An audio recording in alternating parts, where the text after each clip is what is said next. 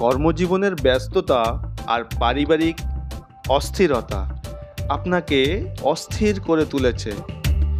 তাই আজ আপনাকে এমন এক জায়গায় নিয়ে যাব যেখানকার মূল আকর্ষণ হলো স্নিগ্ধ বাতাস, শান্ত পরিবেশ। চাইলে আপনি আপনার মনটাকে শান্ত করতে এই প্রকৃতির মাঝে একবার ঘুরে আসতে পারেন, আর সেটি হলো সত্যজিৎ রায় বিনোদন পার্ক।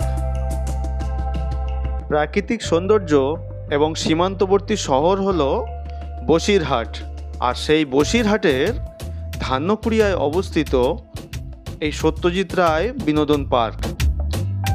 এখানে আপনাকে আসতে হলে শিয়ালদা হাসনাবাদ লাইনে যে কোনো ট্রেনে চেপে আপনি মালতীপুর অথবা কাঁকড়া মির্জানগরে নেমে টোটো বা অটোয় করে মাত্র 20 টাকায় আপনি পৌঁছে যেতে পারবেন এই পার্কে। হ্যালো বন্ধুরা, আমি হাফিজুল চলে এসেছি আবারও একটা নতুন ব্লগ ভিডিও নিয়ে।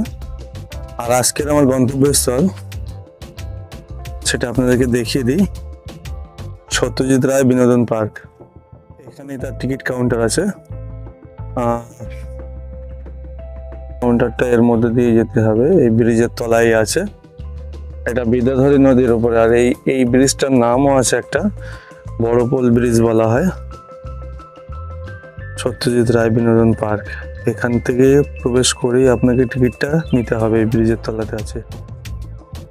এই পার্কের প্রবেশ মূল্য মাত্র 15 টাকা, আর এটি খোলা থাকে প্রতিদিন সকাল 11টা থেকে সন্ধ্যা 6:30 পর্যন্ত।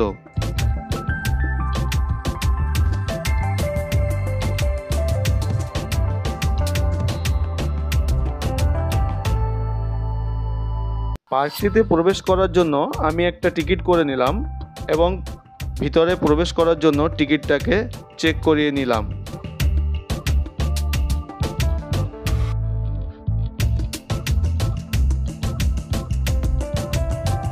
পার্কটির মধ্যে প্রবেশ করতেই প্রথমেই তোমার চোখে পড়বে সত্যজিৎ রায়ের এরকম একটি ভাস্কর্য।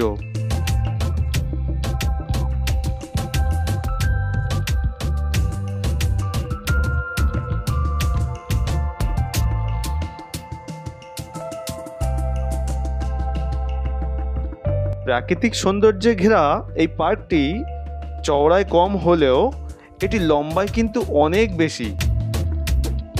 আর এই পার্কটি লম্বায় কম বেশি 1 কিলোমিটারেরও বেশি বিস্তৃত অঞ্চল নিয়ে অবস্থান করছে।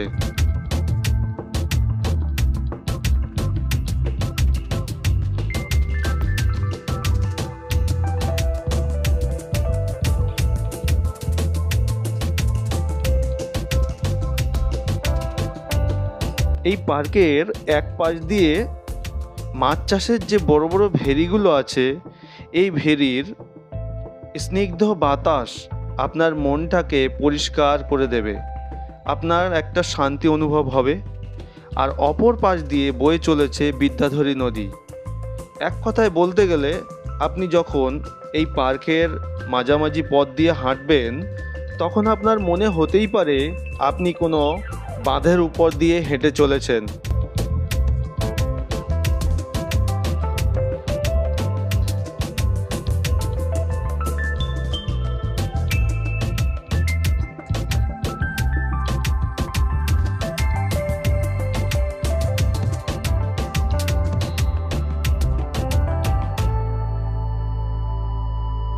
পাখিদের কলরব আর শান্ত পরিবেশ, বিদ্যাধরী নদীর উপরে গোলপাতার এই গাছ আর ঠেস মূলগুলো দেখে আপনার সুন্দরবনের ছোঁয়া কিছুটা অনুভব হতেই পারে। এই পার্কে যখন আপনি আসবেন, সুন্দরবনের কিছু অংশ আপনি এখানে অনুভব করতে পারবেন। আর এই কারণেই পার্ক কর্তৃপক্ষ বন্য পরিবেশটাকে ফুটিয়ে তোলার জন্য বন্য প্রাণীর কিছু অবয়ব তৈরি করে রেখেছে।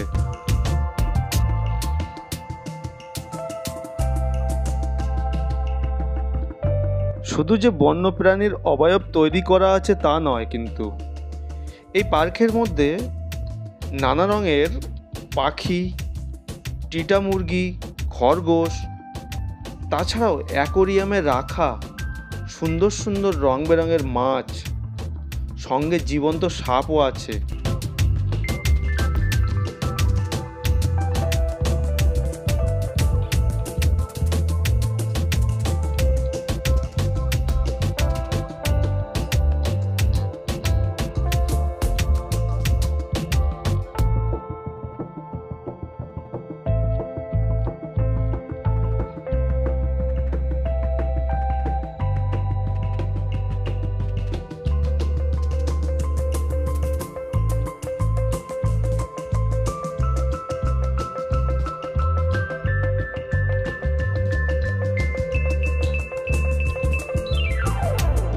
আমার ভিডিওটা যদি আপনাদের ভালো লাগে তাহলে অবশ্যই ভিডিওতে একটা লাইক করে দেবেন আর চ্যানেলটাকে সাবস্ক্রাইব করে নেবেন।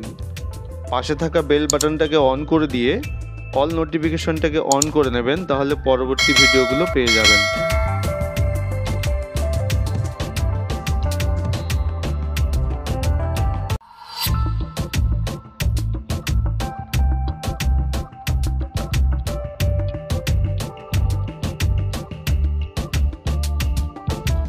এই পার্কটিতে মূলত বাচ্চাদের খেলনার জন্য বিভিন্ন ধরনের স্লিপ বোর্ড, দোলনা, অনেক কিছুই করা আছে।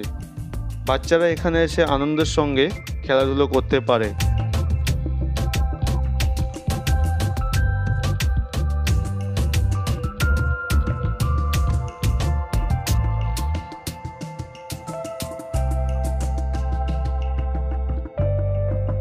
পরিবারের কোলাহল থেকে নিজেকে সরিয়ে আর স্কুল কলেজ ফাঁকি দিয়ে একান্তে সময় কাটাতে অনেকেই আবার এখানে আসেন।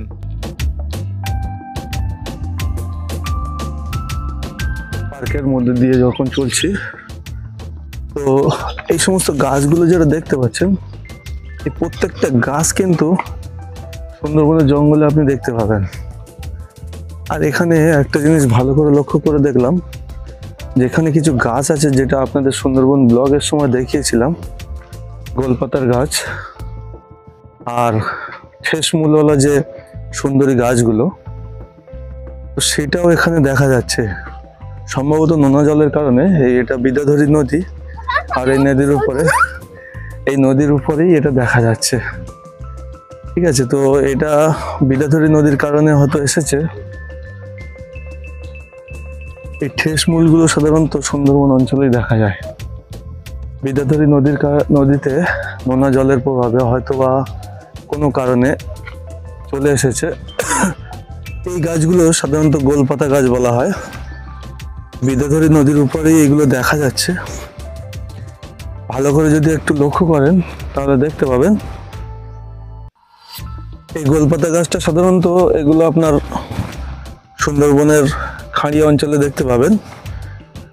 আর জলের মধ্যে এগুলো দেখতে পাচ্ছেন যে গাছগুলো, এই যে মূল আকারে বেরিয়ে আছে, এগুলোকে বলা হয় ঠেসমূল।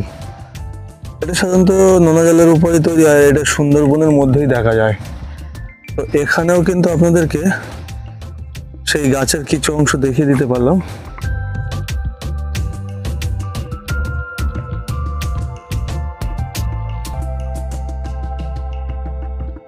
যেমনটা দেখতে পাচ্ছেন, এই অবধি পার্কের শেষ অবস্থান। আমি আপনাদেরকে বলেছিলাম যে পার্কের শেষ অবধি নিয়ে আসবো, এখানে লেখাও আছে প্রবেশ নিষেধ। এরপর থেকে যেটা দেখতে পাচ্ছেন, দরকার নেই সেই অবধি যাওয়ার। তো চলুন আবার আমরা প্রথমের দিকে ফিরে চলি।